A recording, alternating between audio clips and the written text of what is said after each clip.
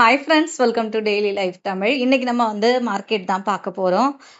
நல்லா ஏறிச்சு market Monday, அதுக்கப்புறம் திருப்பியும் இறங்கி தான் இன்னைக்கு முடிஞ்சிருக்கு.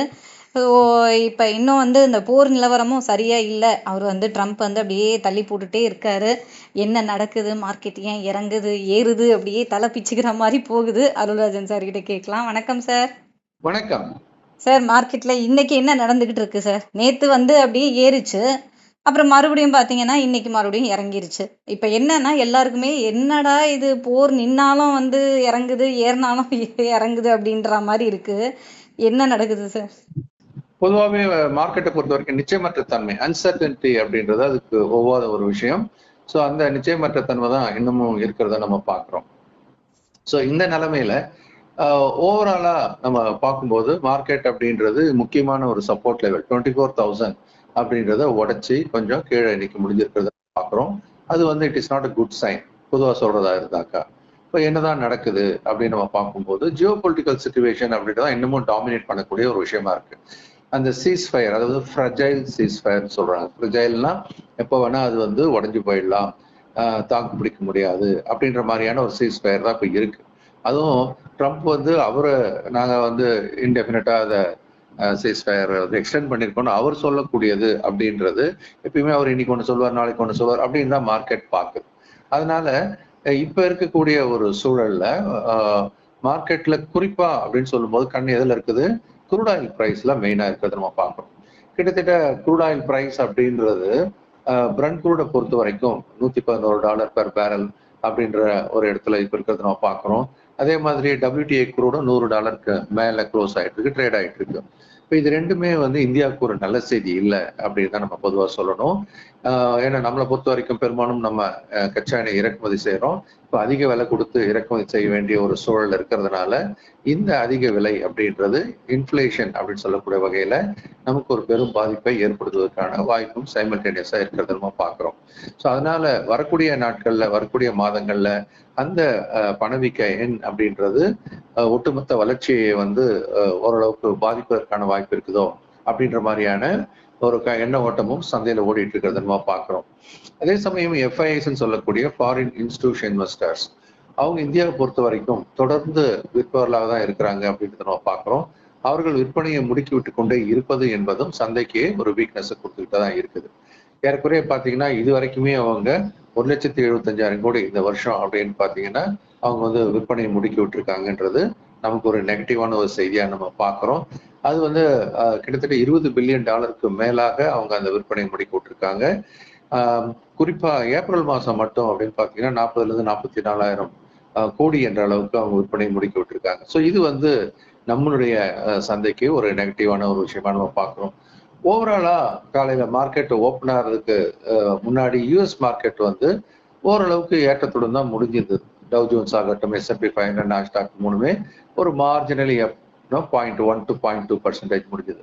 ஆனா காலையில துவங்கிய பெரும்பான்மையான சந்தைகள், ஆசிய சந்தைகள் எல்லாம் பார்த்தீங்க அப்படின்னா ஓரளவுக்கு எல்லாமே பெரும்பாலும் இறக்கத்துல துவங்கி இறக்கத்திலேயே வியாபாரமாகி இறக்கத்திலேயே முடிஞ்சிருக்கு. எக்ஸப்ஷனலா சொல்லும் போது நம்ம சவுத் கொரியோட காஸ்பி ஓரளவுக்கு ஏறி முடிஞ்சிருக்கிறது நம்ம பார்க்குறோம். மற்றபடி பெரும்பான்மையான எல்லா ஆசிய சந்தைகளுமே இறங்கி துவங்கி இறங்கி தான் வியாபாரம் ஆயிருக்கிறது. ஸோ நமக்கும் அதனுடைய தாக்கம் அப்படின்றது இருந்ததை நம்ம பார்க்குறோம்.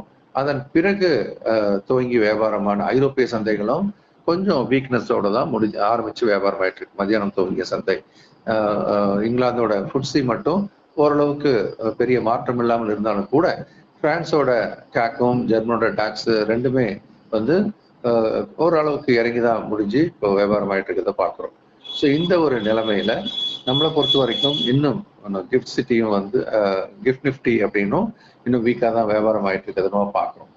சரி, இதெல்லாம் குளோபல் செனாரியோ அப்படின்றத நம்ம பார்க்குறோம். இந்த சீஸ்ஃபயர் அப்படின்றது உண்மையாவே, அதாவது ட்ரம்ப் அனௌன்ஸ் பண்ண சீஸ்ஃபயர் உண்மையாவே தொடர்ந்து இருந்தால் கண்டிப்பா சந்தையானது கொஞ்சம் ரெக்கவரி ஆகிறதுக்கான வாய்ப்பு நிறைய இருக்கு. ஒருவேளை இந்த சீஸ்ஃபயர் ஏதோ காரணத்தினால விலக்கி கொள்ளப்பட்டால் கச்சா எண்ணெய் விலை டக்குன்னு $120 மினிமம், மேக்சிமம் $150 அப்படின்ற அளவை நோக்கி போறதுக்கான வாய்ப்பு அதிகமா இருக்கிறத நம்ம பார்க்கிறோம். அதனாலதான் இது நமக்கு நிச்சயமற்ற தன்மையை கண்ணுக்கு முன்னாடி காட்டிக்கிட்டே இருக்கிறத நம்ம பார்க்கிறோம். அதனால எந்த மாதிரியான தாக்கம்லாம் ஏற்படலாம் அப்படின்னு நம்ம பார்க்கும்போது யூஎஸ்ல ஃபெட் ரிசர்வ் அவங்க வந்து இதை உன்னிப்பா கவனிச்சுட்டு இருக்கிறாங்க. இந்த வார் இன்ஃபிளேஷன் அப்படின்றது அந்த நாட்டினுடைய வளர்ச்சியை எந்த அளவுக்கு பாதிக்கும் அப்படின்னு அவங்க தொடர்ந்து கண்காணிச்சுட்டே வராங்க. ஸோ அந்த ஃபெட் மீட்டிங்ல எந்த மாதிரியான முடிவு எடுப்பாங்க, வட்டி விகிதம் சார்ந்து அப்படின்னு எல்லாம் எதிர்பார்த்துட்டு இருக்கிறாங்க. ஏறக்குறைய யூஎஸோட எக்கானமி ஒருவேளை பெரிய அளவு பாதிப்பு ஏற்பட்டா யூஎஸ் ஃபெட் வந்து இன்ட்ரெஸ்ட் ரேட்டை கட் பண்றதுக்கான வாய்ப்பு இருக்கு. ஒருவேளை நல்ல நம்பர் வந்துருச்சு அப்படின்னா கட் பண்ண மாட்டாங்க. அதனால இந்தியாவுக்கு அது ஒரு பாதிப்பை ஏற்படுத்தும். ஏன் அப்படின்னு சொல்லும்போது இப்போதைக்கு யூஎஸோட 10-year பாண்ட் ஈல்டுக்கும் இந்தியாவோட 10-year பாண்ட் ஈல்டுக்கும் உள்ள இடைவெளி என்னது கொஞ்சம் குறைஞ்சிக்கிட்டே தான் வருது. அப்படின்னு சொன்னா யூஎஸோட பாண்ட் ஈல்டு வந்து அதிகமாகிட்டே இருக்கு. ஸோ அது வந்து எஃப்ஐஸ் வந்து இந்தியாவை நோக்கி வர்றதை தடுக்குது அப்படின்னு கூட நம்ம சொல்லலாம். ஏன்னா உள்நாட்டிலேயே அவங்களுக்கு கம்பேரிட்டிவ்லி ஒரு பெட்டரான ஒரு ரிட்டர்ன் கிடைக்கும் போது ஏன் மற்ற நாட்டுக்கு போகணுன்ற பாயிண்ட் ஆஃப் வியூல அவங்க யோசிக்கிறாங்கன்னு கூட வச்சுக்கலாம். ஸோ எஃப்ஐஸோட இந்த நிலைப்பாடு அப்படின்றது நம்ம இந்தியாவுடைய உள்நாட்டு விஷயத்தையும் அடிப்படையாக கொண்டும் அவங்க பார்க்குறாங்க அப்படின்றதையும் நம்ம பார்க்கணும். ஸோ எஃப்ஐஸோட இந்த செல்லிங் அப்படின்றது ஓரளவுக்கு டிஐஸோட வாங்குதல் மூலமாக காப்பாற்றப்பட்டு கொண்டிருக்கிறது. ஆக்சுவலா மார்க்கெட் பெருசா விழுந்திருக்கும். ஆனா டொமஸ்டிக் இன்ஸ்டிடியூஷன் இன்வெஸ்டர்ஸ்றவங்க தொடர்ந்து சந்தையில் என்ன பண்ணிருக்காங்க, வாங்கும் முகமா இருந்துகிட்டே இருக்காங்க. அதுக்கு ஒரு முக்கியமான காரணம் எஸ்ஐபி சிஸ்டமேட்டிக் இன்வெஸ்ட்மெண்ட் பிளான் மூலமாக நம்ம ரீட்டைலர்ஸ் தொடர்ந்து மார்க்கெட்ல இன்வெஸ்ட் பண்ணிட்டு வராங்க. ஏறக்குறைய அது ஒரு ரெக்கார்டு கான்ட்ரிபியூஷன் கூட நம்ம சொல்லலாம். இப்போ பிப்ரவரி மாசம் பார்க்கும்போது 32,000 கோடிக்கு மேல எஸ்ஐபி மூலமா பணம் உள்ள வந்திருக்கிறது நம்ம பார்க்குறோம். மியூச்சுவல் ஃபண்டும் தொடர்ந்து அந்த இன்ஃப்ளோ மற்ற சோர்ஸ் மூலமாகவும் பார்த்தீங்கன்னா ஏற்குறைய அவங்களுக்கு ஒரு 40,000 கோடிக்கு மேல இன்ஃப்ளோ வந்திருக்கிறது நம்ம பார்க்குறோம். ஸோ அதனால எஃப்ஐஸோட விற்பனைக்கு தாங்கக்கூடிய அளவுக்கு ஓரளவுக்கு இந்த பக்கத்துல ஃபண்டு உள்ள வந்துகிட்டு இருக்கு. இன்னொரு முக்கியமான ஒரு விஷயம் பார்க்கும்போது இந்தியா வாலட்டாலிட்டி இண்டெக்ஸ் அது வந்து தொடர்ந்து இப்போ ஏறுமுகமா மாறி இருக்கு. நடுவில் கொஞ்சம் கூலாச்சு, அதன் பிறகு மீண்டும் ஏற ஆரம்பிக்குது. இப்போ இந்தியா விக்ஸ் எப்போ ஏறுதோ இந்திய பங்கு சந்தை நிப்டி இறங்குமுகமாக மாறுவதற்கான வாய்ப்பு இருக்குதுன்னு பார்க்குறோம். இது எல்லாத்தையும் தாண்டி நம்ம கொஞ்சம் கவனமாக பார்க்கும்போது நமக்கு நிப்டியோட பி ரேஷியோ அப்படின்றது கம்மியாயிட்டே வரும். ஸோ நல்ல வளர்ச்சி, அதாவது நம்ம Q4 ரிசல்ட்ஸ் அப்படின்னு எடுக்கும்போது ஓரளவுக்கு இந்த சீசன்ல அப்படின்னு பார்த்தீங்க அப்படின்னா ஐடி மட்டும்தான் பெரிய அளவில் பார்த்துக்கு 16.9% ஏறக்குறைய இந்த சீசன்ல பெரிய அளவு டவுன் ஆனதை நம்ம பார்த்தோம். அதே நேரம் ஓவராலா அப்படின்னு நம்ம Q4 ரிசல்ட்ஸ் அப்படின்னு நம்ம எடுத்துக்கிட்டோம் அப்படின்னு சொன்னாக்கா இதுல ஓரளவுக்கு நம்ம கேபிட்டல் மார்க்கெட் சம்பந்தமான நிறுவனங்கள் ஆகட்டும் இவங்கெல்லாம் ஓரளவுக்கு நல்ல லாபத்தை காட்டிட்டு தான் வந்துட்டு இருக்கிறாங்க. அடுத்து என்பிஎஃப்சி இந்த மாதிரி பேங்கிங்ல நான் பேங்கிங் ஃபைனான்ஸ் கம்பெனிஸ் எல்லாமே அவங்களுடைய வளர்ச்சியும் ஓரளவுக்கு டீசெண்டாக தான் இப்போ இருந்துட்டு இருப்பாங்க. செக்டார் வைஸ் நம்ம பார்க்கும்போது இதற்கு அடுத்து அப்படின்னு நம்ம பார்க்கும்போது ரியாலிட்டி அப்படின்னு சொல்லக்கூடிய ரியல் எஸ்டேட்ல ஸோ ரியல் எஸ்டேட்டோட குரோத்தும் ஓரளவுக்கு டீசெண்டாக தான் இருக்குது அப்படின்னு நம்ம பார்க்குறோம். ரெவன்யூ குரோத் ஒரு 15%, நெட் ப்ராஃபிட் 19% ஓரளவுக்கு வந்துட்டு இருக்குதுன்னு நம்ம பார்க்குறோம்.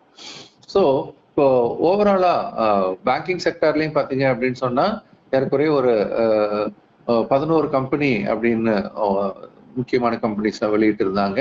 அதுல 3 கொஞ்சம் நெகட்டிவாகவும் மீதி எல்லாம் ஓரளவுக்கு பாசிட்டிவா இருக்கிறது நம்ம பார்க்குறோம். ஆனா இந்த வாரம் வரக்கூடிய வாரத்துல அதிகமான அளவு Q4 ரிசல்ட்ஸ் வர இருக்குது. அதுவும் சந்தையில எந்த மாதிரியான தாக்கத்தை ஏற்படுத்தும் அப்படின்றத நம்ம பார்க்கணும்.